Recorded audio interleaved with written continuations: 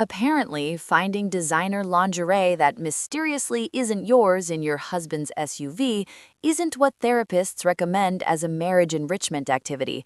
Welcome to my perfectly normal Tuesday afternoon that morphed into the season finale of My Husband's Secret Life, a show I never auditioned for but somehow became the involuntary leading lady of. My name is Cassandra Reed. I'm 38 years old, and until last week, I thought I was living the upper middle class dream in Upper Marlboro, Maryland. A nice house with a pool we can barely afford, two kids with soccer schedules that required NASA level coordination, and a husband of 12 years who I thought was just going through a mid 40s crisis with his sudden gym interest. Spoiler alert, the gym had a name: Isabella Moore, 29, personal trainer, size small. Let me rewind and paint this disaster in the appropriate American technicolor. I'm a dental hygienist. Yes, the person who makes you feel guilty for not flossing while having their fingers in your mouth. My husband, Benjamin, is an account manager at a software firm. The type of job where he wears chinos every day and complains about corporate synergy during our Whole Foods rotisserie chicken dinners. We have two children: Madison, who is 10 but acts 16 with her TikTok obsession, and Ethan, 7, who collects rocks and dead bugs with a worrying enthusiasm. Our marriage wasn't perfect. Whose is? But I thought we were solid. The type of couple who could passive-aggressively load the dishwasher to make a point, but still remembered how the other liked their coffee, and occasionally had a date night at a P.F. Chang's when my mother watched the kids. 12 years building a life together, surviving sleepless nights with newborns, financial stress, and that phase where Benjamin tried to grow a beard that made him look like a lost Brooklyn hipster. Then came last Tuesday. I was driving our Chevrolet Traverse, the quintessential vehicle that screams, "I've surrendered to suburban life," and reached under the passenger seat for the pack of Orbit gum I keep there. Instead, my hand hit something plastic, a shopping bag, Victoria's Secret to be exact. Now, if my husband had bought me lingerie, it would have been, first, the first time in about 3 years, and second, a total shock since Benjamin usually gets me Amazon gift cards for special occasions with the romance of a utility bill. I pulled out the bag, and there it was: a red lace bra and a matching thong, tag still on, size small. I wear a medium on my most optimistic days and after an aggressive application of Spanx. "Well, this is awkward," I said to absolutely no one in the car. My brain began the mental gymnastics that wives have perfected since the beginning of time. Maybe it's for me, but he got the wrong size. Maybe it's for his sister's birthday. Could our son be going through a very specific and worryingly adult exploration phase? But the rational part of my brain, the one that knows Benjamin still wears boxers with holes because they are still functional, knew exactly what it was. I did what any reasonable adult would do. I drove to a Starbucks, ordered a large latte with an extra shot of espresso, and parked to have my nervous breakdown with adequate caffeine support. Then I pulled out my phone and went into full spy mode. First up, our shared bank app. And there it was, shining like radioactive betrayal on my screen. Victoria's Secret, $187.43 from 2 days ago, the same day Benjamin told me he was hitting the gym hard after work. $187 for a few scraps of red fabric that wouldn't even cover a sandwich. The financial betrayal almost hurt as much as the actual betrayal. Almost. Next level investigation: Google Maps location history. We had turned on location sharing years ago when Benjamin went on a business trip to Seattle, and I was convinced he'd get lost between the hotel and the convention center. This man once got lost in our neighborhood giant food. I clicked on his timeline for the day of the purchase. The little blue dot didn't place him at Equinox, it placed him at Macy's in Tyson's Corner. I went back to checking his social media activity, something I had never bothered to monitor because I assumed he only used it to share unfunny memes and argue football with his college buddies. That's when I noticed a pattern. Benjamin had been systematically liking and occasionally commenting on photos posted by someone named Isabella Moore. Her profile picture showed a toned, tanned blonde in workout gear, flashing a perfect set of teeth and holding a protein shake as if it contained the elixir of youth. I clicked on her public profile. Thank God, or thank narcissism for wanting maximum followers. Isabella Moore, 29, personal trainer at Elite Fitness, Benjamin's Gym, lover of sunsets, green smoothies, and inspirational quotes about becoming your best self. Her photos were a shrine to fitness culture, workout videos, meal prep containers organized like color swatches, and the occasional philosophical caption about breaking limits that probably referred to lifting weights but took on a whole new meaning in my current situation.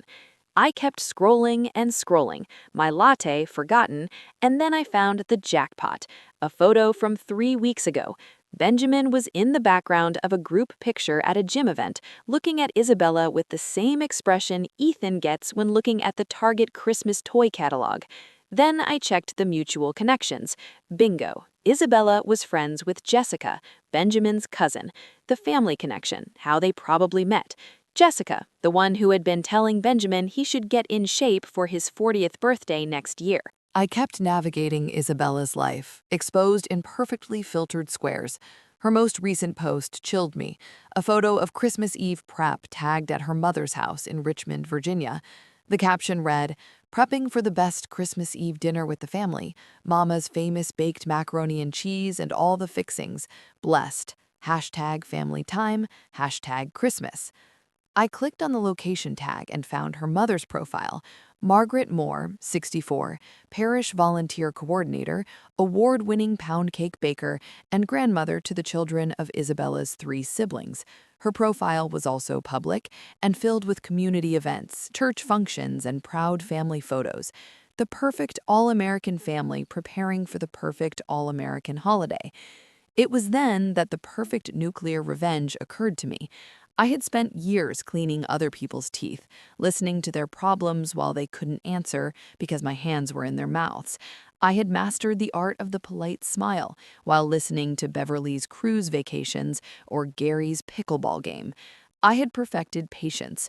I had become an expert at making others feel comfortable while they were vulnerable. But now it was time to use those skills in a different way. For 3 days, I planned everything. I went to work, prepared the kids' lunches, washed Benjamin's clothes, and maintained pleasant conversations about his workouts. I watched him text messages under the dinner table and pretended not to notice. I bought a chic black dress that made me look like I'd lost 10 pounds overnight. I had my hair styled the way the cute stylist at the salon said would better frame my face. I put on makeup that, for once, wasn't from the drugstore.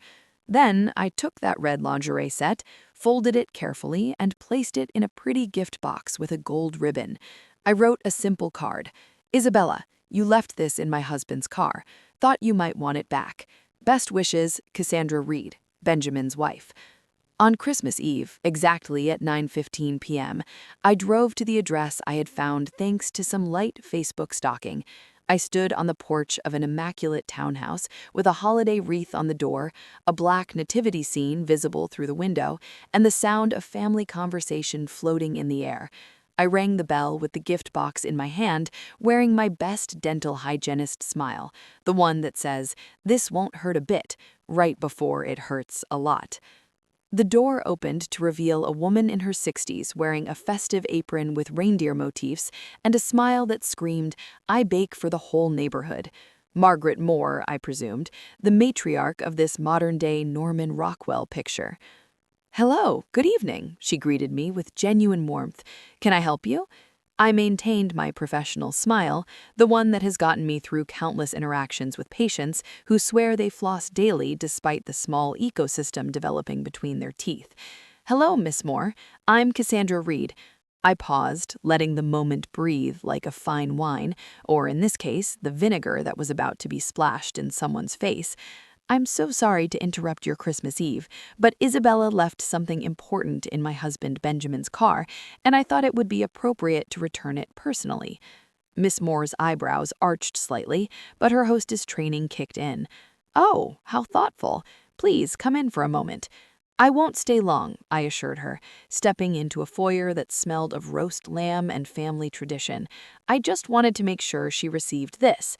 The living room opened before me like a holiday edition of Architectural Digest, a grand dining table set with real cloth napkins, not the paper ones I use for fancy dinners, a golden brown turkey on a platter, and around the table the entire Moore clan, grandparents, siblings with their spouses, adorable children in party outfits who hadn't stained themselves with gravy yet, and there she was, Isabella, even more impeccable in person, wearing a cream sweater that probably cost more than my entire J. Crew wardrobe. Her blonde hair fell over her shoulders in the kind of waves I had tried and failed to achieve with my flat iron. She was mid-laugh about something, but when she saw me, her expression froze faster than a lake in the Rocky Mountains in January. The room fell silent as all eyes turned to the unexpected guest. I could almost hear the scratch of the vinyl record from every movie scene where things are about to go spectacularly wrong. "Is something all right?" Miss Moore asked, her hostess instinct bravely trying to salvage the situation. "Everything is perfect," I cheerfully said. "I just wanted to return something Isabella accidentally left in my husband's car. It seemed too valuable to mail." I stepped forward and placed the elegantly wrapped box on the table. The gold ribbon shimmered under the dining room chandelier like a beacon of impending doom. I added helpfully, "It's Victoria's Secret. I believe it cost $187.43. My husband's credit card statement was very specific." The silence that followed was so complete you could hear the pecan pie cooling in the kitchen. Isabella looked like she might dissolve into the hardwood floor, a personal trainer suddenly unable to contract her own core to stay upright. "I don't understand," Ms. Moore said, looking alternately at her daughter and me. "Isabella, what is this all about?" Isabella's brother, who looked about my age, began to show that dawning comprehension on his face. His wife beside him whispered something in his ear, and his eyes widened. "Go ahead and open it," I suggested kindly to Ms. Moore. "I think Isabella would like to get her things back." Like a woman in a trance, Ms. Moore untied the gold ribbon and lifted the lid of the box. The red lace lingerie set lay there in all its scandalous glory, with the size S tag prominently visible along with my handwritten note. Ms. Moore's hand flew to her mouth. "Oh my goodness!" Mr. Moore leaned over to see what had caused his wife's distress, and then straightened up so quickly I thought he might suffer a strain. His face flushed deeply, not with embarrassment, but with the kind of righteous anger that only comes from a father who has just discovered his daughter is not the angel he thought she was. "Isabella Marie Moore," he thundered in the voice I imagined he used during deacons' meetings. "What does this mean?" Isabella finally found her voice, though it came out as a strangled whisper. "Daddy, can I explain?" "Explain why another woman's husband bought you underwear?" her mother interjected, pronouncing the word underwear as if it were a particularly vulgar obscenity. Isabella's sister-in-law, a woman with a practical bob haircut and judgment in her eyes, pulled her two young children closer, as if to shield them from the moral corruption unfolding at the Christmas Eve dinner table. "Maybe I should go," said Isabella's teenage niece, clearly delighted by this unexpected drama and already pulling out her phone. I could almost see the family group chat notifications exploding all over Richmond. "Nobody is going anywhere until we get to the bottom of this," Mr. Moore declared. I decided it was my cue to add one more pinch of chaos to the situation. "Oh, I should mention, Benjamin told me he was at the gym when he bought this. Apparently, leg day now includes a stop at the lingerie section. Fascinating workout routine." Ms. Moore turned to her daughter, tears forming in her eyes. "Is this true? Are you messing with a married man who has children? After all we taught you about faith and family values. I'm the co-coordinator for the pre-marriage counseling at the church, for heaven's sake."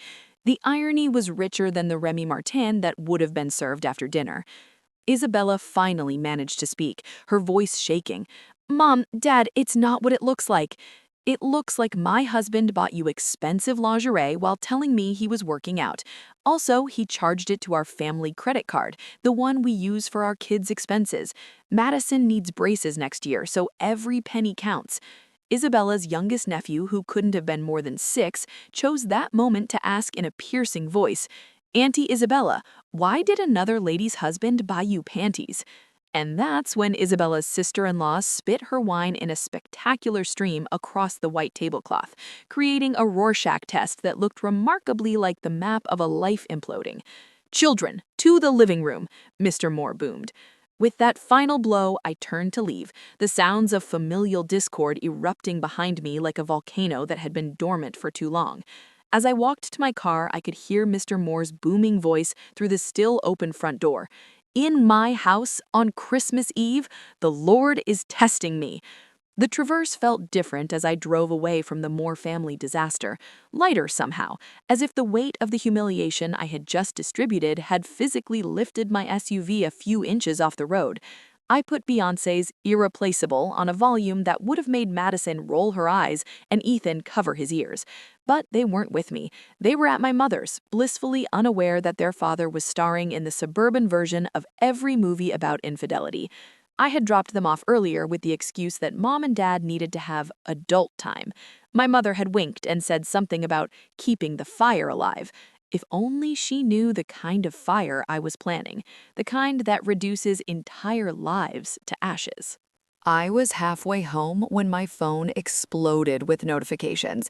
Benjamin calling, Benjamin texting, Benjamin apparently discovering his secret was no longer so secret. I connected the Bluetooth and let his voice fill the car. "Cassandra, where are you? I just got like 15 texts from Isabella. What did you do?"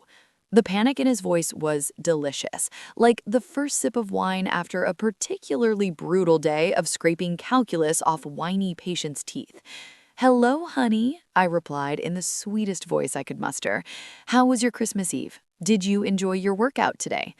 "Cassandra, what have you done?" Every word landed like a rock, dropping into a very deep well. "I returned property to its rightful owner. Victoria's Secret has a strict no-return policy on intimate apparel. You know, hygiene issues." I paused at a red light, checking my reflection in the rearview mirror. I looked good, really good. By the way, Isabella's mom makes an amazing turkey, from what little I saw before things went sideways, of course. You went to her parents' house?" His voice had reached a pitch I had only heard once when he found a spider in the shower and screamed like he was auditioning for a horror film. "You should call her," I suggested helpfully. "She might need some emotional support right now. Her dad looked like he was about to have a coronary, and her mom was questioning every parenting decision she's ever made." The conversation at the Christmas Eve table went from "pass the yams" to "my daughter is a homewrecker" pretty quickly. "I'm coming home, right now." The phone cut out. Perfect. Exactly as planned. I pulled into our driveway and hurried inside. I had maybe 20 minutes before Benjamin arrived, and I needed to be ready. This was only the second act of my carefully orchestrated symphony of revenge. While waiting, I decided to check Isabella's Instagram. Her latest post from that morning showed her perfect manicure next to a tray of red velvet cupcakes with the caption, "Grateful for new beginnings, #blessed, #excited, #family first." The irony was so thick you could spread it on a biscuit. Then my phone vibrated with a message from a number I didn't recognize. "It's Jessica, Benjamin's cousin. I just heard what happened from Isabella. I'm so incredibly sorry. I had no idea she was seeing Benjamin. I thought they just knew each other from the gym. Call me if you need anything." Interesting. So Jessica hadn't been the matchmaker after all. She was collateral damage in Benjamin's web of lies. I saved her number. Having allies in the family could prove useful. My phone vibrated again, a text from one of the assistants at my clinic. "OMG, Cassandra, Isabella Moore just went private on her Instagram. Everyone is talking about what happened at her Christmas Eve dinner. Natalie's sister-in-law is neighbors with Isabella's cousin, and she heard everything. Call me." Small towns masquerading as cities, you had to love them. The Upper Marlboro gossip network moved faster than our internet connection. I heard Benjamin's car pull into the driveway. Showtime. When he burst through the door, he looked like he'd aged 5 years in the last hour. His face was flushed, his hair messed up, and he was still wearing the holiday sweater his mom had given him last Christmas that made him look like a walking Hallmark movie ad. "Have you lost your mind?" he hissed, closing the door behind him and checking that the neighbors weren't witnessing his breakdown through our picture windows. Interesting choice for a conversation starter. I was hoping for something like, "I'm sorry I betrayed our marriage," or "Please forgive me for buying another woman lingerie with our family credit card." But hey, let's go with, "Have you lost your mind?" Very original. You humiliated Isabella in front of her entire family on Christmas Eve. I set down my teacup with exaggerated care. Fascinating that your first concern is her shame and not, say, the fact that you've been cheating on your wife of 12 years and the mother of your children. Benjamin ran his hands through his hair, a nervous tic that popped up whenever he was caught in a lie, like the time he claimed to be studying when he was actually at a bar watching the NBA Finals. It's not what you think. Oh, it's not? Because I think you've been sleeping with your 29-year-old personal trainer while telling me you were getting in shape for your 40th birthday. I think you bought her lingerie with our family card, the same one we use for Ethan's asthma medication. I think you've been living a double life and assumed I was too busy with the kids and work to notice. We need to calm down and discuss this rationally, he said, shifting tactics. The account manager inside him was emerging, the one who soothed client worries with corporate jargon and empty promises. Rationally? You want rationality? Fine, let's be rational. I got up and walked toward our home office. Benjamin followed, confusion written on his face like the PowerPoint presentations he was always working on. I opened my laptop and spun it around for him to see. On the screen was a meticulously labeled, color-coded, and organized spreadsheet, the same way I managed our family finances. But this wasn't our budget. This was something completely different. "What am I looking at?" he asked, squinting. "This, dear Benjamin, is what I like to call Exhibit A for our divorce proceedings." I smiled sweetly. "It's a comprehensive log of your affair with Isabella Moore, complete with timestamps, locations, credit card charges, and discrepancies between your stories about where you were and where your phone actually showed you were." His face went from flushed to pale faster than our property taxes went up last year.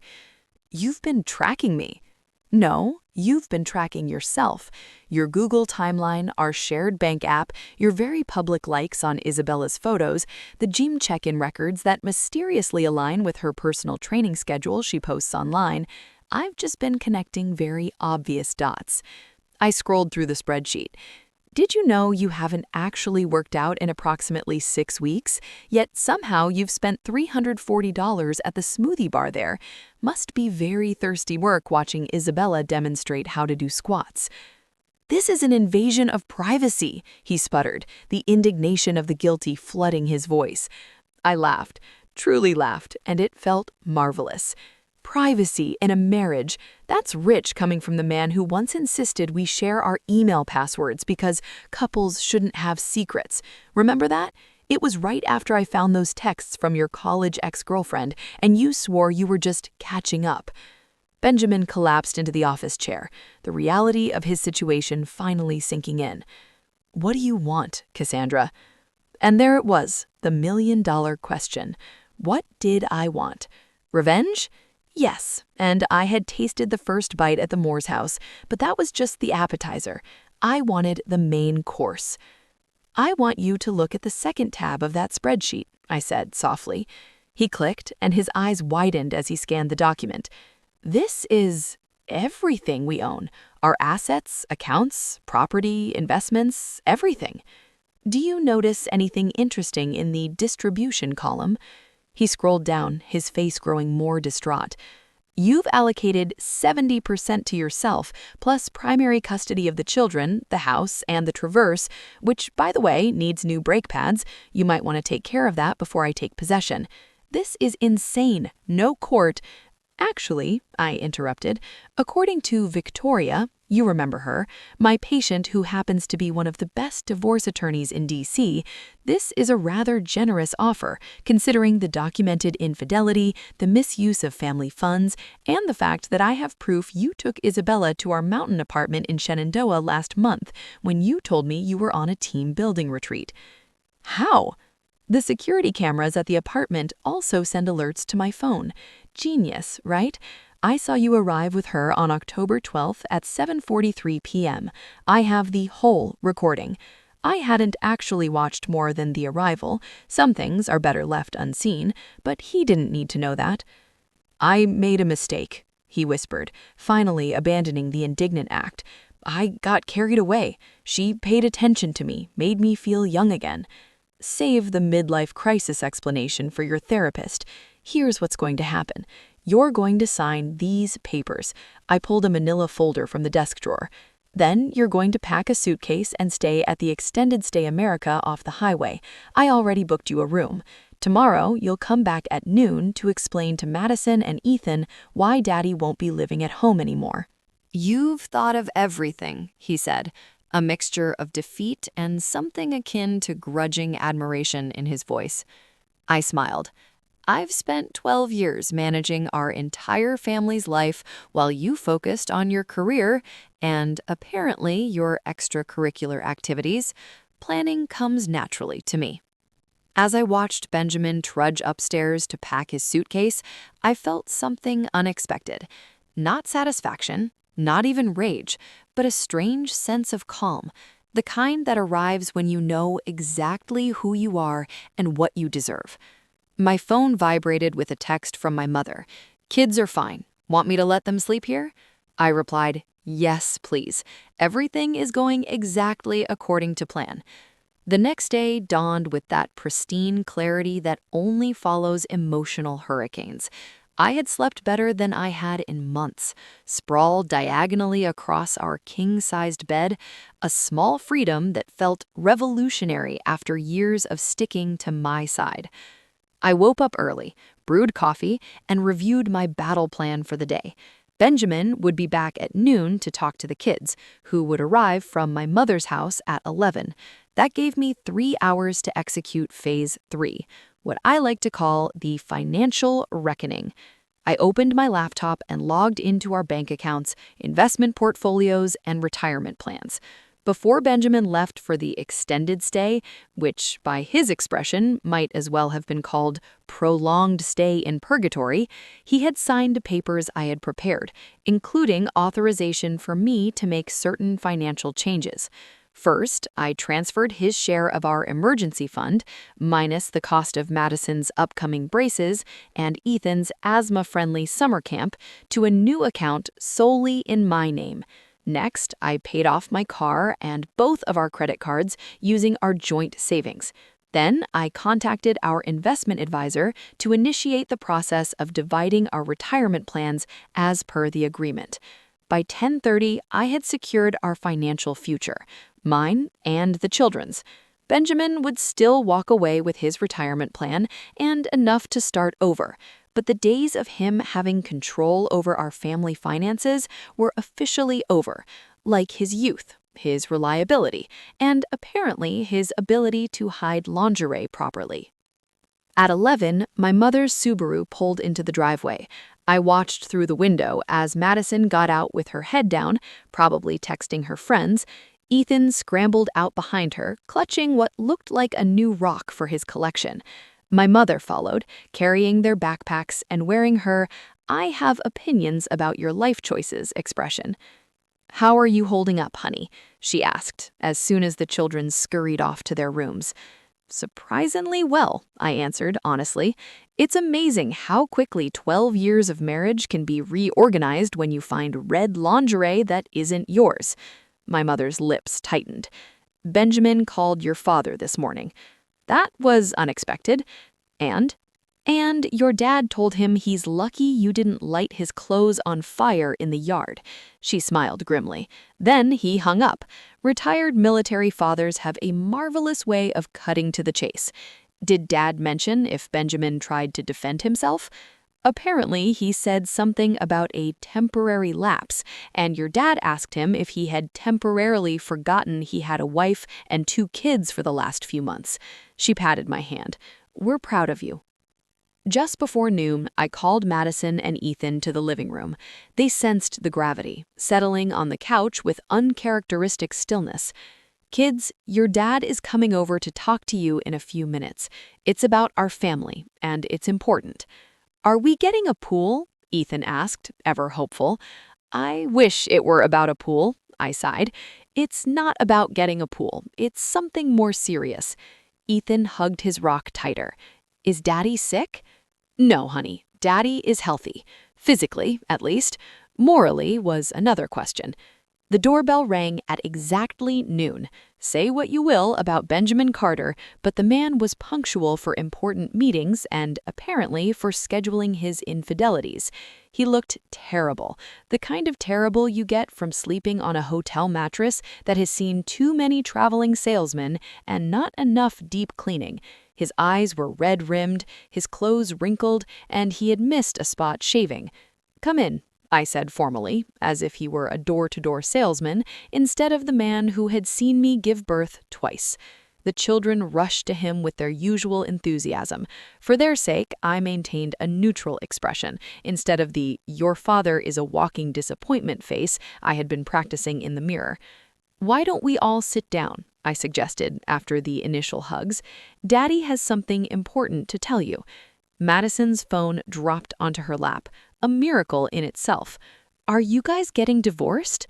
Leave it to a 10-year-old to cut straight to the chase. I swear she got that from my side of the family. "Yes," I answered, when Benjamin seemed to choke on the word. "We are getting divorced."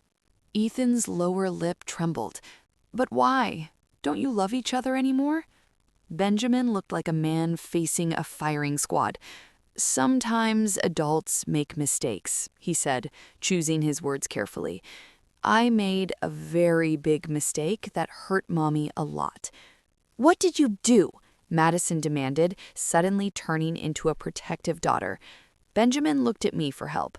I raised an eyebrow. "You dug this hole, pal." "I wasn't honest with your mother. I broke promises I made to her when we got married." Madison's eyes narrowed in a way that was eerily reminiscent of my own mother. "You cheated on her, didn't you? Like Olivia's dad with her nanny." The accuracy of her assessment left Benjamin speechless. I intervened, putting my arm around Ethan, who had started to sob. "Yes, Madison, Daddy had a relationship with someone else.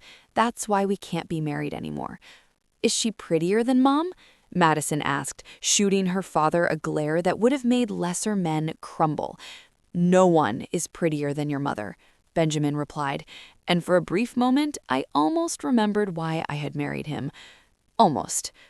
The conversation continued with Benjamin explaining the new living arrangements, visitation schedules, and repeatedly assuring the children that none of this was their fault and that both of us loved them more than anything in the world.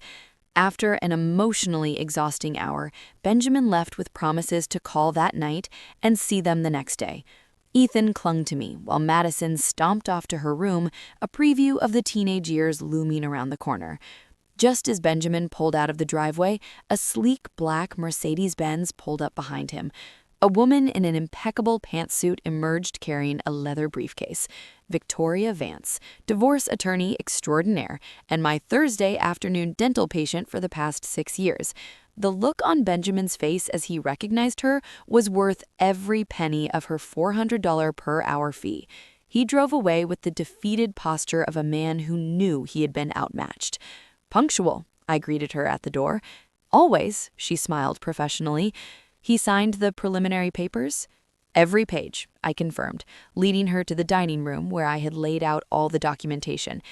"Excellent. And how did the children take it?" Also, as expected, Madison figured it out immediately. Ethan is confused but resilient. Patricia nodded. "Children are surprisingly adaptable. Now, let's make sure your financial security is more ironclad than my mother's sweet potato pie recipe."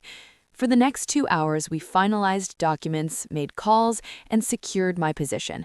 By the time Victoria left, I had transformed from soon-to-be divorced mom to independent woman with a legally bulletproof future. I was making dinner when my phone vibrated with a message from an unknown number. "This is Margaret Moore. Your husband's cousin Jessica gave me your number. I want to apologize for my daughter's behavior and let you know that in our home we do not tolerate home wrecking. We have asked Isabella to find somewhere else to live and reflect on her choices. If you need anything, please don't hesitate to call. P.S. I have removed her as co-coordinator of the church youth group." I saved the number, strangely touched by this gesture from a woman whose Christmas Eve I had spectacularly ruined. Another message came in, this time from the director of my dental clinic. Just heard Isabella Moore was fired at Elite Fitness after 3 clients, all married women, complained about her training methods with their husbands. Your Christmas Eve surprise is the talk of every salon in Upper Marlboro. See you Monday. P.S. We are all on your side. I smiled as I stirred the tomato sauce. The universe has a way of balancing its accounts, and sometimes it helps to give it a little nudge in the right direction. My phone rang again. Benjamin. I let it go to voicemail. Whatever crisis he was having could wait until tomorrow. Tonight was for me and the children, our first dinner as what the divorce papers clinically called the newly restructured family unit. But I had a better name for it, the start of our next chapter. 6 months can change everything.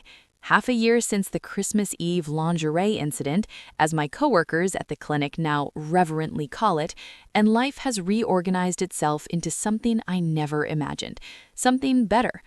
Spring in Maryland brings allergies, tourists fleeing colder climates, and in my case, the final divorce decree arriving by certified mail. I signed for the envelope wearing the same black dress I had delivered that gift box at the Moore's dinner. Poetic symmetry, even if I was the only one who appreciated it. Mom, you look weirdly happy holding mail, Madison observed, grabbing a granola bar before school. It's a good mail day, I said. Is it from Dad? He's been trying to bribe us with pool passes again. No, it's not from Dad. I slipped the envelope into my bag. Just paperwork confirming what we already know. We're doing great. Madison paused at the door. You know, you're way more fun now. You smile for real, and you don't have that tired look all the time. I'm glad you think so, sweetie. Plus, Grandma says you're dating again. Is that true? I nearly choked on my coffee. Your grandmother has a big mouth. I'm not dating.